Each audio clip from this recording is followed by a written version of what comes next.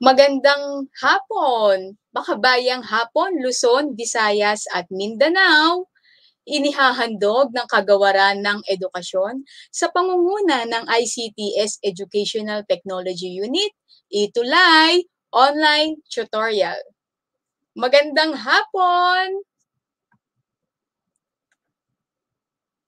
Muli ako ang inyong gurong makabayan sa wika at panitikan. Isa na namang kapanapanabik at kasiyasiyang pag-aaral ng wika at panitikan. Ako ang inyong gurong makabayan, si Tutor Mel. Meron tayong na ngayon ang simula ng ating quarter 2, unang linggo na may paksang, pangunahin at pantulong na kaisipan. Sige nga, para makita kung kayo'y handa na at nananabik sa ating pagbabalik. Sige nga, bigyan nga ako ng puso dyan. Tignan ko nga kung marami na nag-heart or nagbigay ng puso. Ayan. Madami na nga. Handa na ba kayo? Siyempre, meron tayong pasabog, di ba? Dahil tayo ngayon ay nasa ikalawang markahan na. Natapos natin ang unang markahan ng matagumpay. Kaya binabati ko kayo lahat, mga makabayang kong mag-aaral. O sige, may nakikita na ako na nagpupuso. Bigyan naman ako ng puso. Teacher Mel, pa-heart naman. Okay? Magkakaroon tayo ng bagong segment ngayon at nais kong lahat kayo ay tumuto. Ayan. Sige. Ayan, marami na ako nakikita. Hello sa inyo. Ayan na. Ano kaya ang segment na bago ni Tutor Mel? 'Di ba? May mga ganyan tanong eh. Ano kaya ang aabangan namin kay Tutor Mel? Ayan, malapit na. Makikita nyo na at eto na. Dahil marami na kayo, handang-handa na kayo, eto na ang ating pasabog. Okay. Ngayon, magkakaroon tayo ng tinatawag nating dagling bati. Okay? Bibigyan ko lamang kayo ng 1 minuto para isulat dyan sa ating comment section, ang tinatawag natin na pagbati. Halimbawa ay may kaarawan, may anibersaryo at meron kayong nais batiin. Natural, 'di ba? Meron tayong mga nais gustong i-shout out. Yan, meron tayong dagling bati. Kung meron sa Filipino na dagling basa, meron din tayo syempre dagling bati. At ito ang ating bagong segment ngayon, mga makabayang kong mag-aaral. Hello sa inyo! Nagustuhan niyo ba yung ating emoji? Bitmoji yan, di ba? Kamukha ko ba? Hindi. Okay? Dahil dyan, bibigyan ko lamang kayo ng 1 minuto at isulat sa ating section, comment section, ang inyong mga pagbati. Matapos ang 1 minuto, ay ihihinto na ni Tutor Mel ang dagling bati. Naunawaan po? Ayan na, sige. Dahil nakita ko marami na nagbigay ng puso sa ating ngayon, sa ating chat box, tignan na natin, hanapin natin kung meron silang mga pagbati. Ayan. Sige nga, Teacher Mel, tignan ko nga kung meron kang pagbati dito. Ayan. Bago natin simulan ang ating, ayan, marami na pala. Ayan, good afternoon, 19B. Ayan, ang dami na nagpuso. O yan ha, o, tumungo tayo doon sa ating segment ng pagbati. Sige.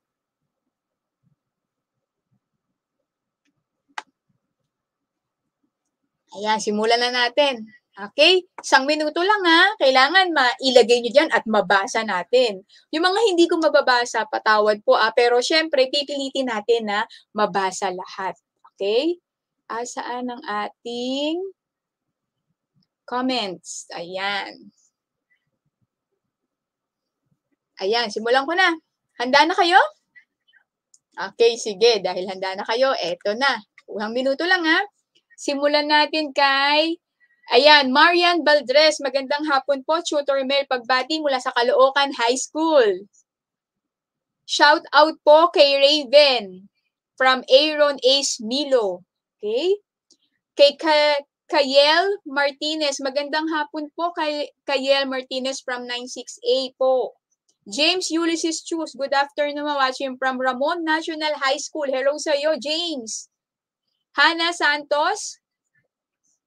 Hana Santos, magandang hapon po. From grade 9 6A, pagbati po sa Caloocan High School.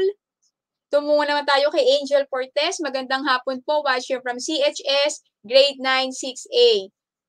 Gurong Bakabayan, Kalhayan, Tutor Romel, and Tutor Mel. Ayan, huwag niyo kalimutan na ibahagi natin ang ating link para marami tayong maitawid. Kay Krista Batigas, magandang hapon po, Tutor Mel. Ayan, parang nagdalawang minuto na tayo. Okay lang, late na tayo nagsimula. Kay Reynalyn Cristobal from 8 Newton, listening and learning from LFG Diamantina National High School. Hello sa iyo, nak. Kay Yuri Utakan, binabati ko ang lahat ng makabayang mag-aaral ngayon at makabayang guro na gagabay sa atin ngayong hapong talakayan. Oh, maganda yun, ha? Okay?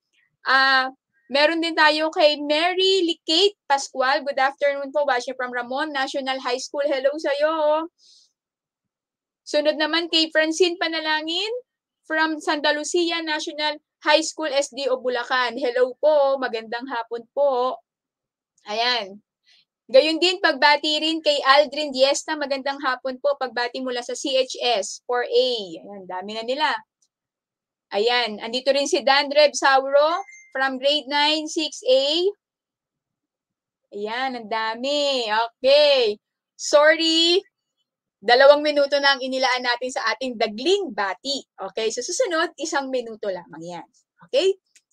Nagustuhan niyo ba yung ating segment ngayon?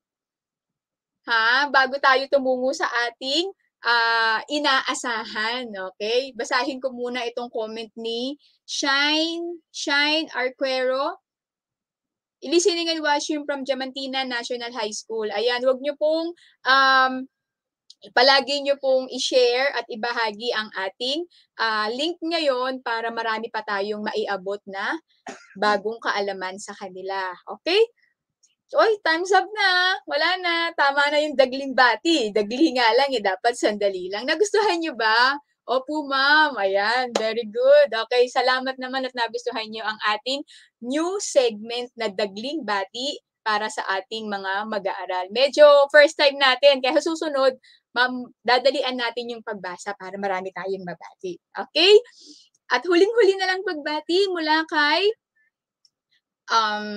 sino to? Eunice Taguba, listening and watching from Diamantina National High School. Hello sa iyo mga anak. Hello sa inyo mga makabayang mag-aaral. Tumungo na tayo. At ngayon, anong inaasahan natin? Ikalawang markahan na, Tutor Mel, di ba? Ito na yung pasabog mo. At ito nga yun.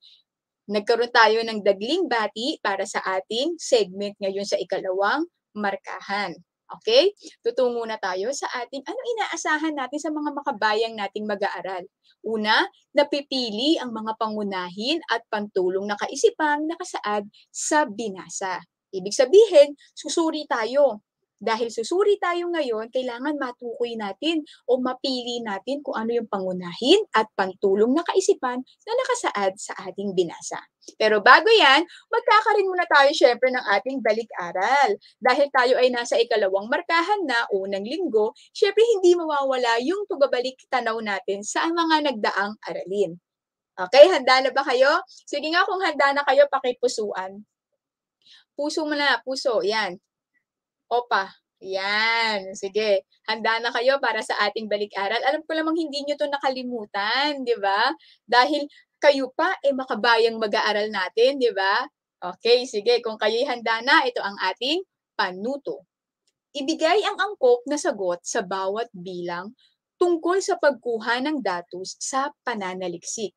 Okay? Ibigay ang angkop na sagot sa bawat bilang tungkol sa pagkuha ng datos sa pananaliksik. Ayan, marami nang nagpuso, marami na nagbigay ng OPA, kaya magsisimula na tayo. Unang bilang. Ito ay isang pamamaraan o metodolohiya na magagamit sa pag-unawa ng katotohanan bilang katibayan tungkol sa tiyak na sitwasyon. Ano kaya ito? Ayan. Ano kayang paraan niya ng pagkuha ng datos mula sa pananaliksik? Sige nga. Sagutin nyo nga. Ayan, may pagbati ulit tayo kay Crystal Jane Lagat Morales, Grade 8 Galileo, Listening and Learning from LFG Diamantina National High School, Kabatuan, Isabela. Ayan, may sumagot na, tama ang mga nakakuha ng tamang sagot. Babasahin natin yung mga pangalan nila. Ayan, mula kay Julian De Leon, Francine De Leon, Chloe Viemes, Hazel Faith De La Cruz, Krista Baticas, Hannah Santos, and Basalel Katiis. Sila ay ang sagot nila ay survey. Tingnan nga natin, tama, survey nga. Gayun din nakakuha ng tamang kasagutan si Emmanuel Tarasa, Francine Ann Wendy Yao, Angel Monique Vicente, and Cheska Lachica. Ayan, thank you. Ayan, marami. Naalala nila yung ating aralin ngayong mga nagdaang linggo. Ikalawang bilang, ano ang nagpapakita ng dami o estruktura ng isang sistema sa pamamagitan ng hanay batay sa hinihingi o ibibigay na impormasyon? Ano kaya ito? Sige nga, tignan ko nga kung ano yung sagot nyo. May pagbati tayo mula kay Darren's Alam, Grade 8 Newton, Listening and Watching from LFG Diamantina National High School. Talagang lagi silang nakatuto. Kaya na nag-top supportive school natin. Thank you sa inyo. Maraming salamat. Sana manatili kayo sa amin at matuto pa at ituloy pa ang pagkatuto sa iba. Okay, anong kasagutan natin? Ayan, nauna si Juliana De Leon. Ang kanyang sagot ay dalawa sila, si Juliana De Leon at si Aliyah Buen Yao, John Benedict De Hamco, Krista Baticas, Princess Dayan Urbano, at saka si Leia Joyce Bartolome. Ang sagot nila ay chart. Tingnan nga natin kung chart. Wow, makabayang clap naman dyan. Okay, mahusay. Ikatlong bilang, ito ay naglalahad ng datos o tabular na anyo, sistematikong inilalagay sa mga hanay o column ang mga nalikom na datos. Ano kaya ito? Sige nga, tingnan nga natin, ano kaya iyan?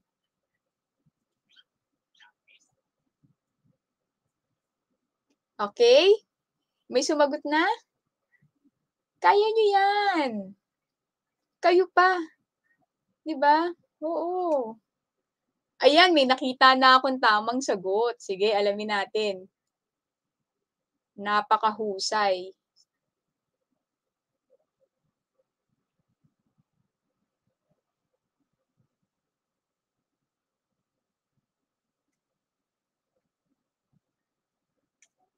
Ano po ang tamang sagot dyan? Ito ay naglalahad ng datos o tabular.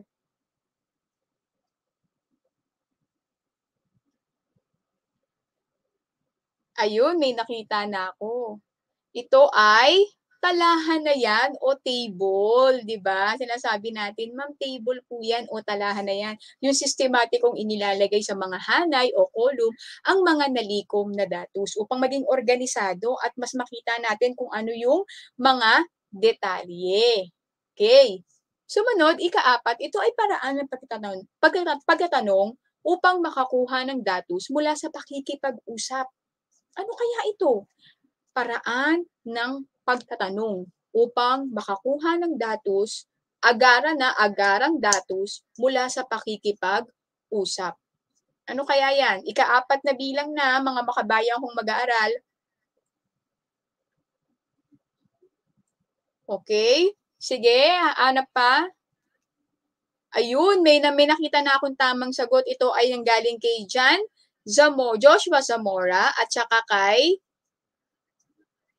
sino tong isa? Eliza. Hindi ko na nabanggit yung pangalan basta Eliza, ang sagot nila ay panaya mo interview. Makabayan club naman dyan, mahusay. At ika-5 bilang sa ating pagbabalik-aral, ito ay mauuri sa sumusunod. Una, larawang graph, D, linyang graph, C, bar graph, at D, bilog na graph. Ano kaya ito? Sige nga. Tingnan ko nga kung ano ang inyong kasagutan. May mga ilang pagbati muli tayo.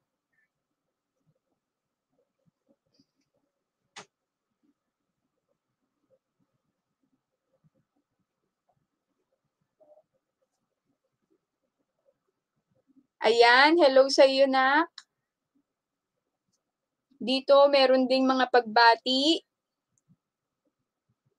Huwag niyong kalimutan i-share ang ating link para mas marami ang makapanood. Ano nang kasagutan? Marian Valdres, Krista Baticas, Carla, Francine De Leon, John Benedict Docampo, ang sagot nila ay graph. Mahusay. Dahil dyan, meron kayong, kung binigyan niyo ako ng puso, meron din kayong puso o pa sa akin. Dahil pinakita niyo na naunawaan niyo at naalala niyo pa ang ating aralin sa mga nagdaang linggo. At ngayong ikalawang markahan, bagong segment ulit. Naku, ang daming pasabog ni Tutor Mel. Una, meron tayong dagling bati.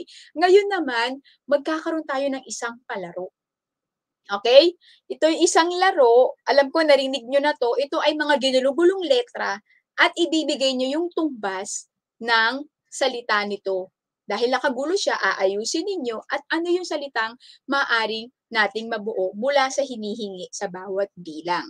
Okay? Ngunit, ang twist dito, ang twist dito, mga makabayan kong mag-aaral, meron tayong oras. 5 segundo lamang. Kung sinong unang makasagot sa 5 segundo, yun ang babanggitin nating sagot. Okay? Naintindihan nyo? May pahabol na pagbati kay Tess Corpus Thailand. Listening and watching from LFG Diamantina National High School. Hello sa inyong mga taga Diamantina National High School. Okay, simulan na natin. Tinatawag natin itong wika rambulan. Narinig nyo na ba yan? Alam ko, ang dami na nakarinig niyan eh. Wika rambulan. Ano kaya yan? 'Di ba? Ma'am, parang alam na namin yan. O sige, kung alam nyo na, hindi ko na kailangan mag-example. Tutungo na tayo, ha? Sige, tignan natin. Dahil alam nyo na yan, at maganda't alam nyo na, sisimulan na natin ang wika rambulan. Ito ang unang bilang. Ayan. Pakikita ko muna sa inyo, tapos tsaka ko ibibigay yung timer para mas mapag-isipan ninyo. Okay, pero kung may nakasagot na, simulan na natin ang ating timer. Ay, ang bilis ng timer natin. Ayan. Ay, may nakasagot na. Madami. Princess Dayan. Ayan. Laika Galang. Aaron Ace Milo. Janison Zamora. Katiis. Francine. Laika Galang Pagdanan. Ang sagot nila ay kaisipan. Mahusay. Okay? Yan ang ating talasalitaan sa araw na ito. Wika rambulan. Okay? Sumunod na bilang.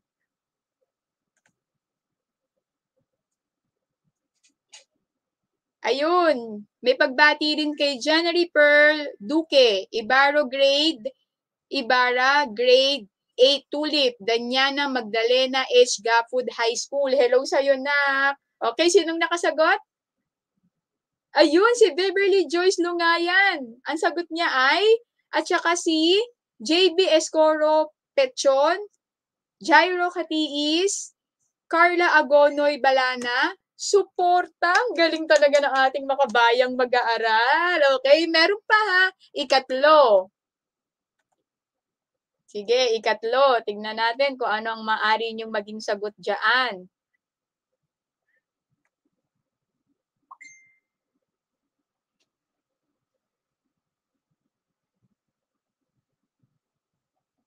Wow, ang dami na rin nakasagot. At ang tamang sagot ay diwa mula kay Cheska La Chica, Genevieve Rabelo, Kerubin Gabriel Villamor, Adrian Jane Abari. Ang sagot nila ay diwa. Okay? Sumunod. Ayan. Ano kaya yan?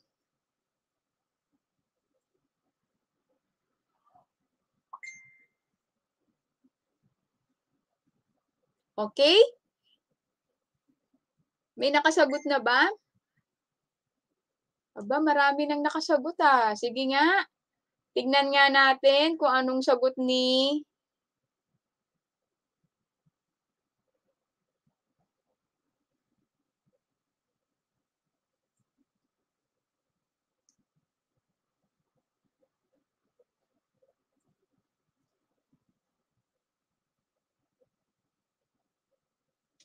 Okay, ang tamang sagot ay pangunahin. Sumunod, pangalawa sa ano 'yan, pangalawa sa huli. Sige, tingnan natin, marami pa 'yan.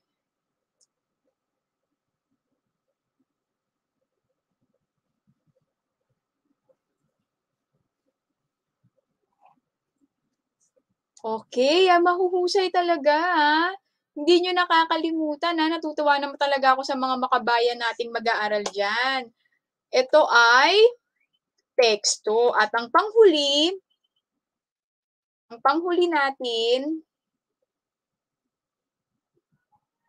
ayan, ang mga nakakuha ng tamang sagot ay si Krista Baticas, Kerubin, Basalel, Cheska La Chica, Krista Baticas, Vilie Chelsea Villegas, John Benedict Dihamco, at ang tamang sagot ngayon ay Julian De Leon, Pantulong. Ang galing naman, hindi ko pa naibigay yung timer pero nakasagot na kagad kayo mahusay Okay.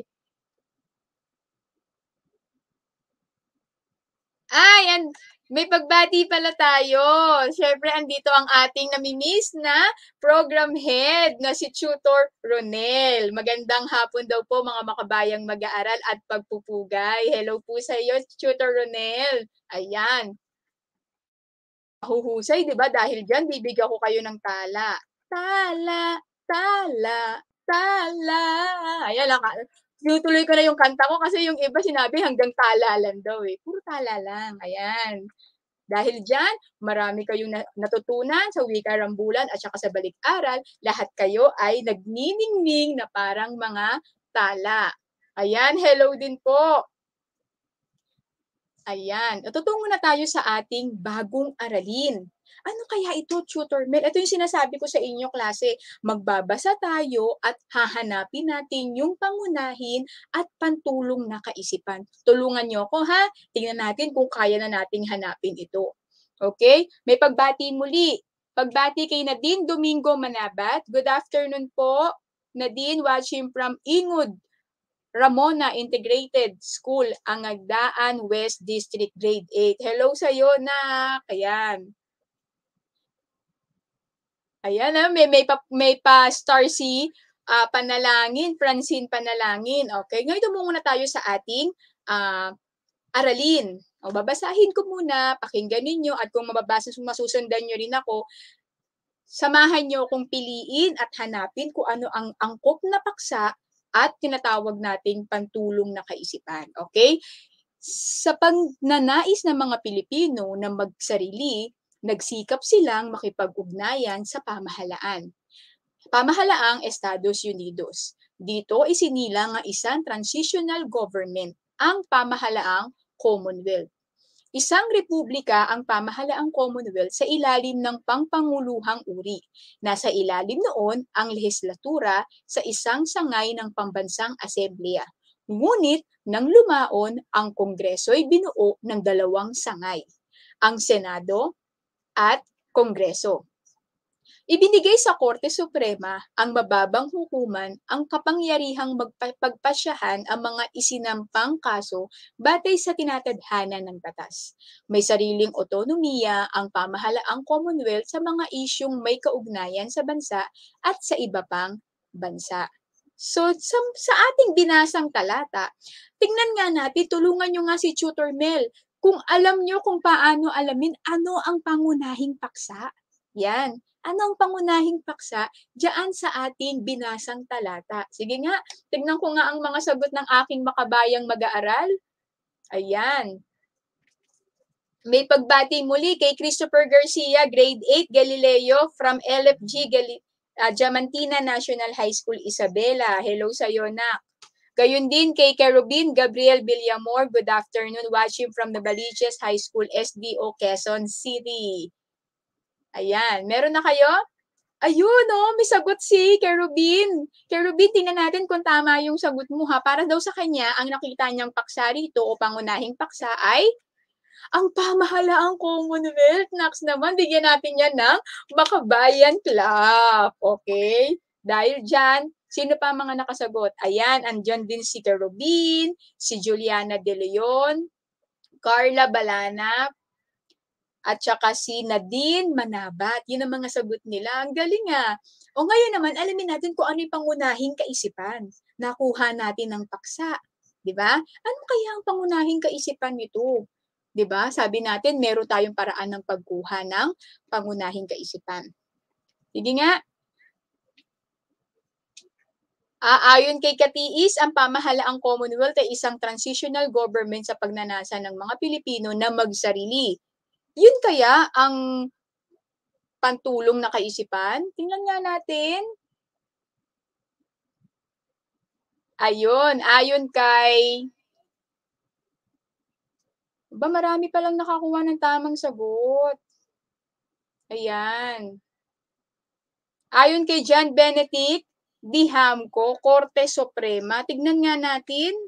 Ayun, ito ang ating pantulong na kaisipan o pangunahing kaisipan. Isang republika ang pamahalaang Commonwealth sa ilalim ng pangpanguluhang uri. Medyo malapit sa sagot ni Katiis. Ayan, galing. Okay, para lalo pa na yung husayan, ito na yung ating pangtulong o alamin natin kung ano yung pangunahin at pagtulong na kaisipan. Ayan.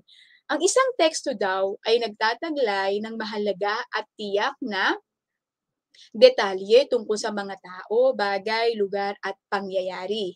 Napalalawak natin ang taksa sa tulong ng mga ideyang sumusuporta rito upang maging mas malinaw at naiintindihan ang nais na ipahatid sa mga mambabasa.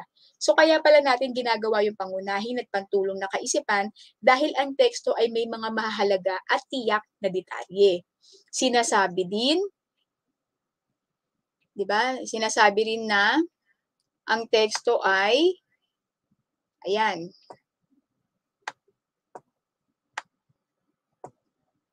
Nahahati. Sinasabi rin na ang teksto ay nahahati sa dalawa.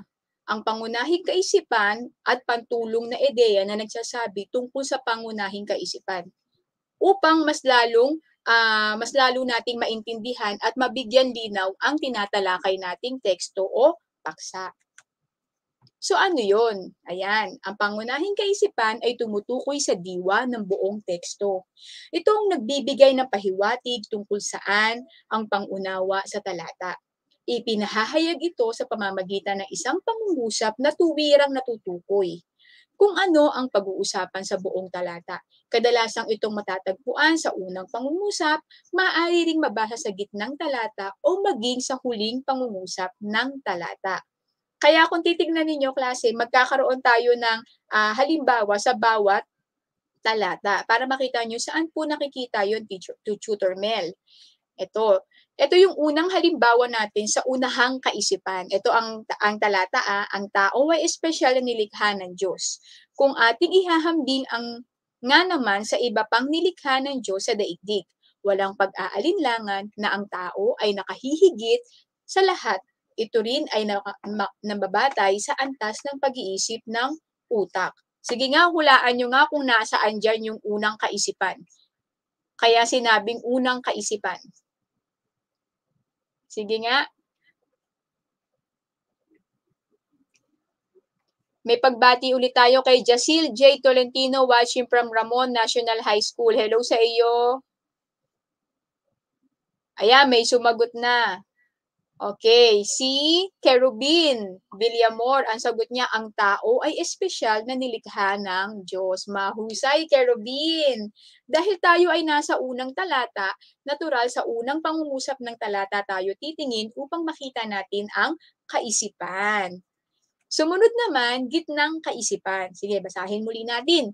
Bilang isang estudyante sa kolehiyo, kailangan mong matutong magsikap, mag-isa, dahil walang tutulong sa iyo kung hindi ang sarili mo. Ang buhay kolehiyo ay sadyang napakahirap.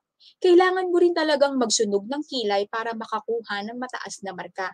At ugaliing magbasa sa aralin na napag-aralan na at mapag-aaralan pa. Asaan kaya dyan sa tingin ninyo ang kaisipan? Nasa gitna tayo nasa gitnang bahagi ng talata. Sige nga, ibigay nga sa akin kung nasaan ang kaisipan. Ayan, tama rin si Lara Cabantalia. Kabanatilia, ang tao ay espesyal nilalang ng Diyos. Ayun, tama si Jairo Katiis. Ang sabi niya, "Ma'am, ito po, ang buhay kolehiyo ay sadyang napakahirap." Makabayang clap din kay Jairo. Ayan, isang makabayang clap sa'yo, nak. Naintindihan, dahil tayo ay nasa gitnang kaisipan, malamang sa gitnang bahagi ng talata rin natin makikita ang kaisipan. At ang sumunod, hulihang kaisipan o hulihang bahagi ng talata. Siya ang nag-aaruga sa atin mula nang tayo ay isinilang hanggang sa paglaki. Siya rin ang humuhubog sa ating pagkatao para tayo ay maging mabuting anak. Pinag-aaral niya tayo para sa ating kinabukasan. Bilang ganti, dapat natin siyang mahalin at maging mabuting anak sa kanya. Ang ating ina ay sinasabing ilaw ng tahanan. Sige nga, tignan ko nga kung nasaan ang kaisipan sa huling talata nating ipinakita. Ayan, si Francine Panalangin, Ashley, Emmanuel Torosa, ang ating ina daw, ang ating ina ay sinasabing ilaw ng tahanan. Mahuhusay, okay? So 'di ba naintindihan niyo, yung pantulong na kaisipan, sumasagot siya doon sa paglalarawan ng ating pangunahing kaisipan. Kaya napapalawak niya ng husto ang paglalarawan sa ating talata. Yun ang pantulong na kaisipan sa pangunahing kaisipan. Mahusay. Sumunod naman, tumungo naman tayo sa pantulong na kaisipan. Ang pantulong na kaisipan naman ay nagbibigay paliwanag o detalye sa sinasaad na pamaksang pangungusap. May mga paraan ng pagbibigay ng detalye sa pamaksang pangungusap. Di ba yung kanina, nagbigay tayo ng isang talata. Para makita natin yung pamaksang pangungusap, meron tayong tatlong paraan. May unang pangungusap sa unang talata. May gitnang pangungusap sa gitna ng talata at may hulihang pangungusap sa huling talata. Ngayon naman, aalamin natin ano ang mga paraan para matukoy natin yung pantulong na kaisipan. Nananabik na ba kayo para malaman natin kung ano yung pantulong na kaisipan? Sige nga, bigyan nga ulit ako ng OPA dyan. OPA. Sige, papuso naman. Kung kayo ay nananabik, kung nakikita ko talagang kayo ay natutuwa at nananabik. Sige, papuso naman ako dyan. Ayan, o yan, may mga nagpapuso na. Okay? So unang ginagamit ay yung gumamit ng impormasyon na maaaring magpatotohanan. Ano kaya yun? Impormasyon na maaaring magpatotohanan. Okay? Ito ay, halimbawa, ang pamaksa ay nanganganib lumubog ang Kalakhang, Maynila sa darating na 2020. Ano kaya yung detalye mapatotohanan o para masabing ito ay totoo? Ayan, ito yon. Tuwing umuulan, binabaha na ang Maynila. So sa katotohanan naman, sa tuwing umuulan, talagang ang laki ng pagbaha sa ilang Kalakhang, Maynila. At ang pamaksa niya ay nanganganib lumubog. Ibig sabihin, kapag nagpatuloy pa ang pag-ulan at pagbaha sa buong Metro Manila, ay maaring itong mawala sa darating na 2020. Okay? So naintindihan yung tinatawag natin na maaari tayong gumamit ng impormasyon na mapatotohanan. Okay? Sumunod na ikalawang bilang o bilang ba? Gumamit ng mga estadistika. Ayan. Paano kaya tayo gagamit ng mga estadistika? Una, kung ang pamaksa mo ay ang ekonomiya ng bansa ay unti-unti nang bumubuti. Para masabing mo ito ay unti-unti nang bumubuti, kailangan gumamit tayo ng estadistika o mga numero na nagpapatunay na ito ay umaangat o nag-i-improve. Ito yung pantulong natin. Sa nakaraang buwan, umakyat ng 2 puntos, 5 bahagdan ang gross domestic product ng ating bansa. Okay? So doon pa lang makikita ninyo na mayroong pag-unlad ang sinasabing estadistika dahil may numero. Sabi nga nila, di ba, hindi nagkakamali ang numero. Walang pagkakamali kapag bilang ang pinag-uusapan. Kaya nga kung sa pag-ibig, sana number ka na lang. Para check, di ba? Meron na ba kayo na experience o naranasan na medyo alanganin pagdating sa numero? Di ba hindi? Laging pag 2 lang yan. Pag 3, 3 lang yan. Isa, dalawa, tatlo, kahit pagbaliktarin mo, tatlo pa rin yan. So kapag bilang, ito ay eksakto. 'Di ba? Kaya isa ito sa mahalagang ginagamit upang makakuha ng pantulong na kaisipan sa isang pamaksa. Ayan. Ayan, o may karagdagan si Kerubin. Gumamit ng statistic po or numero po na may valid source po. Tama. Okay? Kasi mas mapauunawa mo sa kanila na o nag-i-improve o dumadagdag o umuunlad ang pinag-uusapan. Okay? At ang ikatlo, gumamit ng mga halimbawa. Isa itong mabisang paraan din upang matukoy natin, mapalawak natin ang ating pamaksa. Halimbawa, ang pamaksa ay maraming kabataan ang nalululong sa iba't ibang bisyo. So ano yung pantulong mo? Dahil sabi diyan pwede kang gumamit ng mga halimbawa. Magandang gamitin ay ang ilan sa mga ito ay paninigarilyo, pagsusugal, paggamit ng bawal na gamot at iba pa. So mabibigyan mo pa ng linaw na ito pala yung paksa namin mga bisyo na nalululong ang kabataan. Ito pala yung mga bisyong yun. 'Di ba? Nakatutulong yung pantulong na kaisipan upang malinawan ang iyong paksa. Naintindihan ba ang ating aralin ngayong araw? Sige nga kung naintindihan, bigyan niyo nga ako ng tala. Ayan na, tala na lang. Sige. Tala, tala, tala. Sige nga. Ayan, may mga nagtala na. Okay, dahil dyan meron kayong makabayan clap. At sa ating pangwakas klase, nais ko, ibibigay ko to lahat para titingnan natin kung ilan ang makakakuha sa inyo ng 5, 4 hanggang 3. Okay? Hanapin sa hanay B ang pantulong na kaisipan sa pangunahing kaisipan na nasa hanay A. Okay? Ayan. Unang bilang, ang paggamit ng computer ay magbibigay ng kagalingan sa isang individual. So hanapin nyo kung ano yung suporta o yung pantulong na kaisipan mula sa kaisipang yan o simula sa paksa. Ikalawa, sinikap ng DepEd na maipagpatuloy ang edukasyon sa gitna ng pandemya. Ikatlo, dumami ang kaso ng COVID-19 sa mga rehiyon ng bansa nang ipatupad ang Balik Probinsya Program. Ikaapat, ang pagtaas ng bilang ng mga nawalan ng trabaho sa bansa ay nakakaabala o nakababahala. At ikalima, malaking bahagi ng populasyon ng Pilipinas ay ang mga kabataan.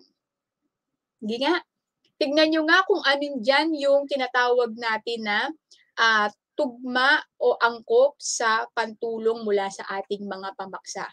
Bibigyan ko lang kayo ng, sige, hindi ko na kayo oorasan. Okay?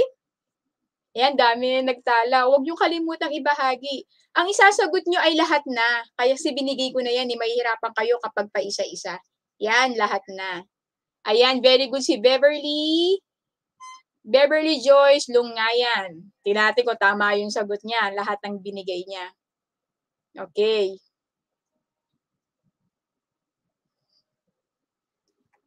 Okay, sige, habang sumasagot kayo, babatiin ko muna yung mga hindi ko nabati kanina. Ayan, kay Crystal Almosera, good afternoon. Watching from Carlos Botong Francisco. Hello po sa iyo, Crystal. Ayan. Habang nilalagay nyo ang inyong sagot. Good afternoon, Mary Ann Makarilay. Good afternoon. Grade 8 Tulip Doña Magdalena Gafood High School. Hello sa iyo, nak. Sana lahat ng classmate mo ay hikayatin mong manood sa atin dito. At huwag nyo rin kalilimutan na ibahagi ang ating live. Ayan. Sige nga, may mga nakasagot na ba? O, sige. Ayan, meron na si Angel Monique Vicente at saka si Beverly Lungayan. Gayon din si Chloe Biernes. Gayon din si Jessica Pascual, si Angel Fortes, Aaron Ace Milo, John Benedict Dehamco, Leia Bartolome. Tingnan natin kung tama yung mga sagot nila. Okay. D, B, E, F, Wow, ang galing nga! Makabayan clap nga diyan. Very good, Ang dami niyong nakakuha ng tamang sagot. Ibig sabihin, kayo ay natuto sa ating pagtalakay. May pagbati rin kay Samantha Blasi, watching from Liano High School, Caloocan City. Hello sa'yo, Salamat sa iyong ah, panonood at pagtutok dito sa aming Itulay Grade 8. Ayan, dahil marami ang sumagot, nais kong malaman ilan ang nakakuha ng 5. Sige nga, try nyo ngang magtaas ng kamay kung ilan ang nakakuha ng 5. Kasi may gagawin si Tutor Mel eh. Okay? Gagawin ni Tutor Mel, pag kayo ay nakalima, eto. Ayan, ako daw, 5. So, dahil may mga nakakuha ng 5 puntos, tala, tala, tala. Okay, may 3 kayong tala sa akin. Sa mga nakakuha naman ng 2 puntos, ayan, marami rin na nakakuha ng 2 puntos. Dahil dyan, meron ka namang tala, tala, 2 tala lang. Nais niyo bang malaman kung ano yung ikatlong puntos? Ayan, sino yung mga nakakuha ng 3 puntos? Alam na. Tala. Mahabang tala yun, okay? Ibig sabihin, kayo ay mahusay ngayong araw. Palakpakan niyo yung mga sarili, makabayan club nga dyan, mga makabayan kong mag-aaral. Okay, at bakit naman tayo mahalaga ngayon? Ang pangunahin at pantulong na kaisipan ay nagpapatalas ng isipan ng tulad mong batang makabayan. Maging mapanuri, matyaga sa pagbabasa. Dahil ang ganitong kasanayan, uunlad pa ang iyong isipan at gawin ito ng may ngiti sa iyong mga labi. Ayan, kaya nasabi natin na mahalaga ang pantulong at pamaksang kaisipan sa isang talata. Maging mapanuri lamang tayo at matyagang magbasa, lalo na ngayon ay nagdiriwang tayo ng buwan ng pagbasa, 'di ba? Alam ko marami kayong mga nais ibahagi diyan. Magkakaroon tayo ng segment na next week siguro, okay? Muli, ako ang inyong gurong makabayan sa wika at panitikan, Tutor Mel, na lagi nagsasabi ang mabuting halimbawa ay higit na mabisa kaysa salitang dakila.